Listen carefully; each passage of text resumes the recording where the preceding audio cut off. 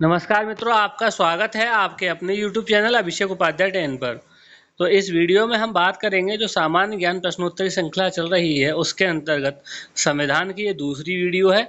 पहली वीडियो में मैंने क्वेश्चन नंबर 18 तक समझा दिए। आज क्वेश्चन नंबर 19 और उसके बाद के प्रश्नों की बात करेंगे। और उससे पहले वीडियो शुरू करने से पहले मैं आपको बताऊँ, ये जो वीडियो है चाहे आप किसी भी गवर्नमेंट एग्जाम या यूपी का हो या एसएससी का हो, उसके लिए ये वीडियो आपकी बहुत ही फायदेमंद होने वाली है। तो बने रहिए। आगे चलिए पहले क्वेश्चन नंबर 19 देखते हैं। नागरिकता का वर्णन संविधान के कौन से भाग में है? जैसा कि आपको पता है कि जो अपने देश का संविधान है वो बहुत सारे भागों में बटा हुआ है, यानी कि जो भारत का संविधान है बहुत बड़ा लिखित संविधान है और ये कई छोटे-छोटे पार्टों में बटा हुआ है। कितने पार्टों में बटा हुआ है? ये 22 पार्टों में बटा हुआ है, यानी 22 भागों में बटा हुआ है और प्रत्येक भाग में किसी न किसी विशेष विषय का वर्णन किया गया है। तो जो नागरिकता का वर्णन है वो दूसरे भाग में किया गया है। कौन से भाग में? दूसरे भाग में किया गया है। तो इसका पहला विकल्प सही है। लेकिन अब हम बात करें, अगर कोई तीसरा या चौथा भाग पूछ ले तो तीसरे भाग में मैं आपसे बात करूं, मौलिक अधिकारों के बारे में बताया गया है। किसमें? मौलिक अधिकार। ठीक है। और ये मौलिक अधिकार लिए कहाँ से गए हैं?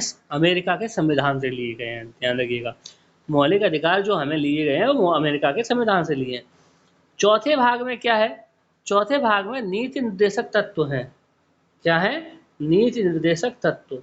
अच्छा, इन्हें कहाँ से लिया गया? क्वेश्चन कई बार ये भी पूछा गया है कि नीति निर्देशक तत्वों को संविधान में किस देश के संविधान से लिया गया है? तो ये आयरलैंड के संविधान से लिए गए हैं। कहाँ से? आयरलैंड के संविधान से। कौन? नीति निर्देशक तत्व। और ये कौन से भाग में है? चौथे भाग में है, ध्यान रखेंगे इस बात का। तो नागरिकता का अगर वर्णन पूछता है तो आपका विकल्प क्या सही होगा? दूसरा। लेकिन अगर मौलिक अधिकारों के बारे में पूछा तो तीसरा है। और नीति निर्देशक तत्व कौन से भाग में है? चौथे भाग में है। अगर ये कोई पूछ ले कि मौलिक अधिकार जो है वो किस देश के संविधान से लिए गए हैं, तो उसका नाम होगा अमेरिका। और नीति निर्देशक तत्व आयरलैंड से। ठीक है। फिलहाल के लिए आप याद रखें कि नागरिकता का वर्णन संविधान के दूसरे भाग में है। अगला क्वेश्चन क्या है? अगला क्वेश्चन देखें। भारत सरकार द्वारा दिए जाने वाले विभिन्न पुरस्कारों को किस अनुच्छेद के तहत दिया जाता है? ठीक है। तो ये इसका आंसर है विकल्प नंबर 4, यानी कि 18वें अनुच्छेद के तहत दिया जाता है। फिर ये 14वें अनुच्छेद, 16वें अनुच्छेद और 15वें अनुच्छेद का क्या काम है, तो वो सुनिए। अगर मैं बात करूँ कोई 14वां जो अनुच्छेद है उसकी, तो ये विधि के समक्ष समता के बारे में बताता है। विधि के समक्ष समता। विधि का मतलब होता है कानून। ठीक है। कानून। अच्छा, कानून के समक्ष समता, समता का मतलब होता है समानता। ठीक है। तो अगर कोई भी व्यक्ति किसी भी प्रकार का अपराध करता है, चाहे वो नेता हो, अभिनेता हो, मंत्री हो, कुछ भी हो, तो उसके लिए क्या होगा? समान कानून होगा। समान कानून होगा। उसके लिए ऐसा नहीं है कि कोई कानून अलग होगा अगर बड़ा व्यक्ति है तो। लेकिन ये संविधान में है, लेकिन वास्तव में ये चीजें नहीं होती हैं, आपको भी पता है ये बात है। चलिए अब क्वेश्चन नंबर वो अब सॉरी इसका विकल्प नंबर 3 है। 16वां अनुच्छेद। 16वां अनुच्छेद क्या है? ये आपको बताता है, जो 16वां अनुच्छेद है, लोक नियोजन के अवसर में समानता के बारे में। लोक नियोजन के अवसर में समानता। ठीक है। ये बताता है अनुच्छेद जो 16 है वो किसके बारे में? लोक नियोजन। यानी कि जो आपकी नौकरियां निकलेंगी, गवर्नमेंट जॉब जो निकलेंगी, उसमें सभी को समान रूप से देखा जाएगा, किसी के साथ भेदभाव नहीं किया जाएगा। अनुच्छेद 15 क्या बताता है? अनुच्छेद 15 ये बताता है कि किसी भी व्यक्ति के साथ धर्म, ठीक है, नस्ल, लिंग या जात या जन्म स्थान के आधार पर भेदभाव नहीं किया जाएगा। ये अनुच्छेद 15 बताता है। तो अगर कोई आपसे पूछ ले कि अनुच्छेद 15 किससे संबंधित है, तो अनुच्छेद 15 संबंधित है कि धर्म, नस्ल, जात, लिंग, जन्म स्थान आदि के इस आधार पर भेदभाव का निषेध। यानी कि अगर कोई व्यक्ति किसी भी धर्म से है, किसी भी नस्ल का है, किसी भी जाति का है, किसी भी लिंग का, यानी कि पुल्लिंग है, स्त्रीलिंग है, उसका जन्म स्थान कुछ भी है, आप उसके साथ भेदभाव नहीं करेंगे। ये कौन बताता है? अनुच्छेद 15 बताता है। अनुच्छेद 18 किसके बारे में बताता है? अनुच्छेद 18 में भारत सरकार जो विभिन्न पुरस्कार देती है, जैसे पद्मश्री, पद्म भूषण, वो उसका वर्णन अनुच्छेद 18 में है। ठीक है। अनुच्छेद 14 में क्या है कि विधि के समक्ष समता, यानी कि कानून के लिए सभी व्यक्ति समान हैं। और अनुच्छेद 16 क्या है कि लोक नियोजन के अवसर में, यानी कि सरकार जो भी भर्तियां करेगी उसमें सभी को समान रूप से प्राथमिकता दी जाएगी। अगला देखिए, अगला क्या है, अगला है आपका प्रश्न नंबर 21। संपत्ति को अधिकार को किस संविधान संशोधन द्वारा हटाया गया? तो इसको हटाया गया था 44 में संविधान संशोधन द्वारा। ये कब हुआ था? सन 1978 में हुआ था, ध्यान रखेंगे, ठीक है। अच्छा, 42वां संविधान संशोधन आपको बताया ही था, क्या बताया था 42वां संविधान संशोधन? कि 1976 में हुआ था और इसके द्वारा प्रस्तावना में समाजवादी, पंथनिरपेक्ष और राष्ट्र की अखंडता शब्द जोड़े गए थे, ठीक है, 42वें संविधान संशोधन द्वारा। अब अगला क्वेश्चन देखिए, अपराधों के लिए दोष सिद्धि के संबंध में संरक्षण किस अनुच्छेद से संबंधित है? ठीक है, अपराधों के लिए दोष सिद्धि के संबंध में संरक्षण, इसका अर्थ क्या है? अगर कोई व्यक्ति कोई अपराध दोष सिद्ध हो जाता है तो उसे उस समय जो कानून होगा उसके हिसाब से सजा मिलेगी। ऐसा नहीं है कि भविष्य में जो कानून बनेगा या पहले जो कानून रहा था उसके हिसाब से सजा मिलेगी। ये अपराधों के लिए दोष सिद्धि के संबंध में। तो इसका वर्णन किस अनुच्छेद में है? तो इसका वर्णन है अनुच्छेद 20 में। किसमें? अनुच्छेद 20 में। किसके लिए? अपराधों के दोष सिद्धि के संबंध में जो संरक्षण है उसका वर्णन जो है वो अनुच्छेद 20 में है, ठीक है। अब आगे देखिए, अगला क्वेश्चन क्या है?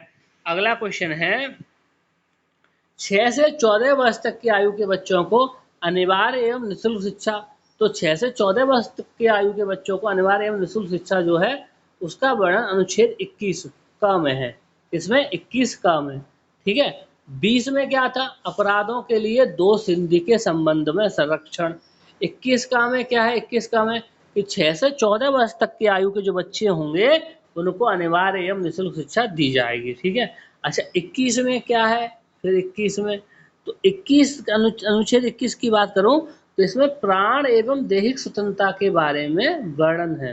प्राण एवं दैहिक स्वतंत्रता, इसका मतलब क्या है कि आप अपने जीवन के और अपनी देह के, दैहिक स्वतंत्रता, ठीक है, दैहिक, दैहिक था, दैहिक, तो आप अपने जीवन के और अपने प्राणों के, यानी कि अपनी देह के स्वयं मालिक हैं। कोई और व्यक्ति आपके प्राणों का या शरीर का मालिक नहीं हो सकता था।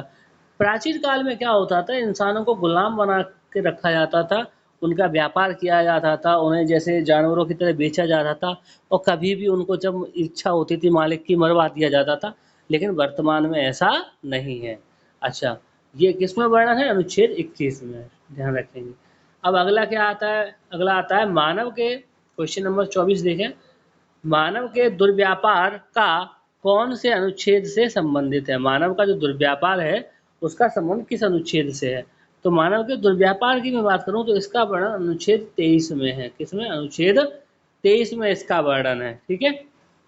अच्छा, अनुच्छेद 32 में क्या है? अनुच्छेद 32 को, तो अनुच्छेद 32 को बाबा भीमराव अम्बेडकर ने संविधान की आत्मा कहा है, ध्यान रखेंगे। अनुच्छेद 32 को क्या कहा है बाबा भीमराव अम्बेडकर ने? संविधान की आत्मा। क्यों? क्योंकि इसी के द्वारा सुप्रीम कोर्ट, जिसको सुप्रीम कोर्ट एससी कहते हैं, सुप्रीम कोर्ट, इसको 5 प्रकार की रिट निकालने की शक्तियां दी गई हैं। 5 प्रकार की रिट निकालने की शक्तियां दी गई हैं, ठीक है, 5 प्रकार की रिट, ठीक है, अनुच्छेद 32 के तहत। अच्छा, अब हम बात करें अनुच्छेद 24 क्या है? 24 की, अनुच्छेद 24 की बात करें तो इसमें अगर मैं बात करेंगे अनुच्छेद 24 की, तो 10 वर्ष से कम आयु वाले जो भी, सॉरी 14 वर्ष से, 14 वर्ष से जो भी कम आयु वाले बच्चे हैं उनको किसी भी ऐसे कार्य में नहीं लगाया जा सकता जहां जोखिम है। मतलब जोखिम भरे किसी भी काम में, यानी कारखाने में, किसी भी फैक्ट्री में या किसी ऐसे केमिकल वगैरह के किसी काम में नहीं लगाया जा सकता जहाँ जोखिम है। ये कौन बताता है? अनुच्छेद 24 में इसके बारे में बताया गया है, ठीक है। तो ये प्रश्न भी आ जाता है कि जो 14 वर्ष से कम आयु वाले बच्चों को जो उनको कार्य करने से जो रोका जाता है उसका वर्णन किस अनुच्छेद में है? तो वो अनुच्छेद 24 में है, ठीक है। मतलब उनको किसी भी जोखिम भरे कार्य में नहीं लगा सकते, ये अनुच्छेद 24 बताता है। अच्छा, अभी मैं थोड़ा सा एक टेस्ट लेता हूँ, बताइए अनुच्छेद 20 किसके लिए था? अपराधों के लिए दोष सिद्धि के संबंध में। अनुच्छेद 21 का किसके लिए था? 6 से 14 वर्ष तक की आयु के बच्चों को अनिवार्य एवं निःशुल्क शिक्षा के लिए। अनुच्छेद 21 किससे संबंधित था? प्राण एवं दैहिक स्वतंत्रता के लिए। तो अगर कोई क्वेश्चन पूछ ले कि प्राण एवं दैहिक स्वतंत्रता से कौन सा अनुच्छेद संबंधित है, तो आप आंसर देंगे 21। अगर आपसे कोई पूछ ले 6 से 14 वर्ष तक की आयु के बच्चों के लिए अनिवार्य एवं निःशुल्क शिक्षा से कौन सा अनुच्छेद संबंधित है, 21 का। अपराधों के लिए दोष सिद्धि के संबंध में अनुच्छेद 20, ठीक है। मानव के दुर्व्यापार और उससे संबंधित कौन सा अनुच्छेद है, तो अनुच्छेद 23।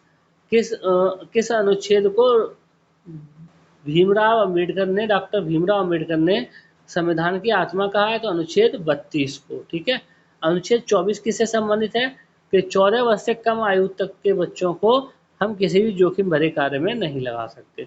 तो जैसे अगला क्वेश्चन है, क्वेश्चन नंबर 25, कि डॉक्टर भीमराव अंबेडकर ने किस अनुच्छेद को संविधान की आत्मा कहा है, तो आप किस अनुच्छेद को बताएंगे, अनुच्छेद 32 को, ठीक है, अनुच्छेद 32 को। तो कौन सा आंसर इसका सही होगा, इसका आंसर तीसरा सही होगा। अब अगला देखिए, अगला क्वेश्चन क्या आ गया, अगला क्वेश्चन आ गया कि अनुच्छेद 32 के तहत कितने प्रकार की रिट निकाली जा सकती है। तो मैंने बताया था अनुच्छेद 32 से कितने प्रकार की, 5 प्रकार की रिट निकाली जा सकती है। इसका आंसर भी बताया था 5 प्रकार की। अच्छा, कौन निकाल सकता है, सुप्रीम कोर्ट, ठीक है।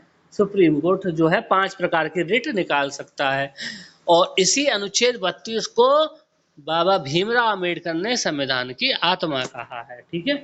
अगला क्वेश्चन देखिए, संविधान में मौलिक कर्तव्यों की संख्या कितनी है, तो संविधान में मौलिक कर्तव्यों की संख्या है 11।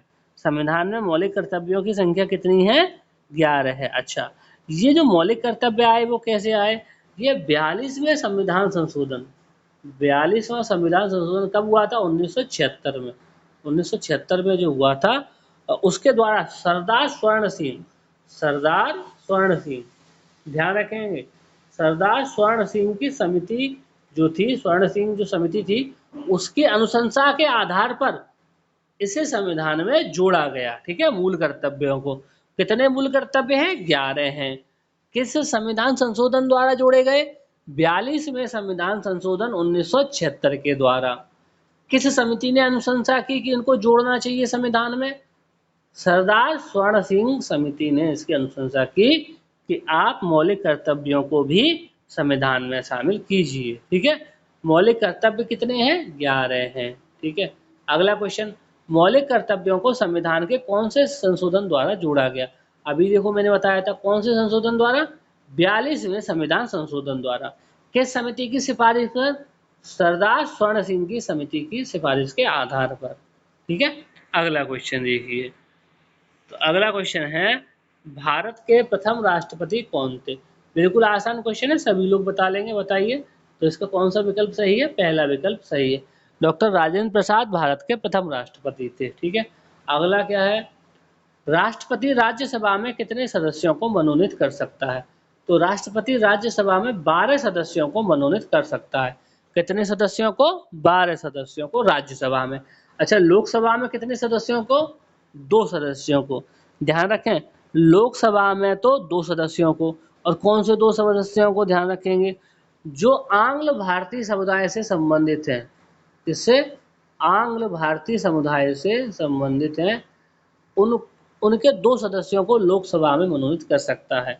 कौन से अनुच्छेद के तहत, 331 अनुच्छेद के तहत, अनुच्छेद नंबर है 331। 331 जो अनुच्छेद है उसके तहत लोकसभा में 2 सदस्यों को राष्ट्रपति मनोनीत कर सकता है, और राज्यसभा में कितने सदस्यों को, 12 सदस्यों को, ठीक है। अगला क्वेश्चन देखिए, क्वेश्चन नंबर 31, राष्ट्रपति अध्यादेश किस अनुच्छेद के तहत जारी कर सकता है। अगर अनुच्छेद राष्ट्रपति अध्यादेश की बात करें तो अनुच्छेद 123 के तहत, अनुच्छेद 123 के तहत जो है वो राष्ट्रपति अध्यादेश जारी कर सकता है, ठीक है। और 331 बताया था, इसके द्वारा क्या है, 331 में जो है 2 आंग्ल भारतीय समुदाय के जो सदस्य हैं उनको लोकसभा में मनोनीत कर सकता है। अनुच्छेद 110 किससे संबंधित है, अनुच्छेद 110 संबंधित, बताइए अनुच्छेद 110, आप सभी लोग सोचिए, किससे, धन विधेयक से। किससे, धन विधेयक से, ये इससे संबंधित है। कौन सा, अनुच्छेद 110, ठीक है। अच्छा, अगला क्या है कि वित्तीय आपात को कौन से अनुच्छेद के तहत लगाया जा सकता है, वित्तीय आपात को। तो यहाँ 3 विकल्प है, 352, 356, 360। अब मैं तीनों विकल्पों के बारे में बता रहा हूँ, ध्यान दें।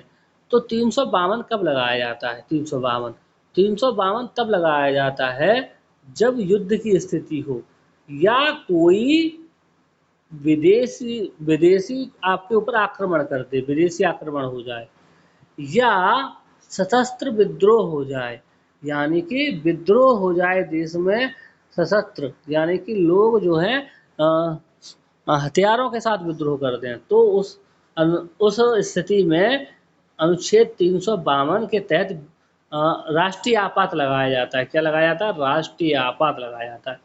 युद्ध की स्थिति में कोई विदेशी आक्रमण कर दे उस स्थिति में, या जनता सशस्त्र विद्रोह कर दे उस स्थिति में 352 के तहत राष्ट्रीय आपात लगा दिया जाता है। ठीक है, इमरजेंसी जिसे हम कहते हैं। 356 क्या है? 356 में राष्ट्रपति शासन, आपने सुना होगा कई राज्यों में राष्ट्रपति शासन लग गया कि वहां स्थिति बिगड़ गई, राष्ट्रपति शासन लगा दिया, यानी कि मुख्यमंत्री से सारी शक्तियां राष्ट्रपति यानी राज्यपाल के हाथों में, जो वहां पे राष्ट्रपति के प्रतीक के रूप में बैठा हुआ उसके हाथों में चली जाती हैं। 360 क्या है? 360 वित्तीय आपात से संबंधित है। 360 वित्तीय आपात से संबंधित है, ध्यान दें। तो वित्तीय आपात से संबंधित कौन सा है? अनुच्छेद 360। 352 कब लगाया जाता है? इसी को कहते हैं राष्ट्रीय आपात। राष्ट्रीय आपात तब लगाया जाता है जब किसी देश के साथ युद्ध हो रहा हो, या कोई विदेशी आक्रमण कर दे, या देश की जनता या सेना सशस्त्र विद्रोह कर दे। 356 क्या है? राष्ट्रपति शासन है, राज्यों में लगाया जाता है जब वहां की सरकारें फेल हो जाती हैं तब। और 360 में क्या है? वित्तीय आपात है। अब अगला क्या है? राष्ट्रपति किस अनुच्छेद के तहत सर्वोच्च न्यायालय से परामर्श ले सकता है? तो अनुच्छेद 143 के तहत राष्ट्रपति सर्वोच्च न्यायालय से परामर्श ले सकता है, लेकिन वो उस परामर्श को मानने के लिए बाध्य नहीं है। ध्यान रखें, परामर्श तो ले सकता है लेकिन बाध्य नहीं है कि उसको माना ही जाएगा। ठीक, अगला देखिए, अगला क्या है? अगला है प्रथम गैर कांग्रेसी प्रधानमंत्री कौन थे? तो प्रथम गैर कांग्रेसी प्रधानमंत्री थे मोरारजी देसाई। ये प्रथम गैर कांग्रेसी प्रधानमंत्री थे। कौन? मोरारजी देसाई। अब अगला क्वेश्चन क्या है कि राष्ट्रपति बनने की न्यूनतम आयु कितनी है? तो राष्ट्रपति बनने की जो न्यूनतम आयु है वो है 35 वर्ष। कितनी? 35 वर्ष। 30 वर्ष किसके लिए है? राज्यसभा का सदस्य बनने के लिए। राज्यसभा का अगर आपको सदस्य बनना है तो आपकी आयु 30 वर्ष होनी चाहिए। 25 वर्ष किसकी है? लोकसभा के लिए। किसके लिए? लोकसभा के अगर सदस्य बनना है तो 25 वर्ष आपकी न्यूनतम आयु होनी चाहिए। और 35 वर्ष किसके लिए? राष्ट्रपति और उपराष्ट्रपति दोनों के लिए। अब वह सदन कौन सा है जो कभी भंग नहीं होता? तो राज्यसभा एक ऐसा सदन है जो कभी भंग नहीं होता। लोकसभा भंग हो सकती है, विधानसभा भंग हो सकती है, लेकिन राज्यसभा भंग नहीं होगी। तो इस वीडियो में हमने क्वेश्चन नंबर 36 तक देखा। आगे के जो क्वेश्चन है वो अगली वीडियो में देखेंगे। अगर आपको ये वीडियो पसंद आई है तो इसे लाइक करें, शेयर करें और चैनल को सब्सक्राइब करना ना भूलें। आपका बहुत बहुत धन्यवाद।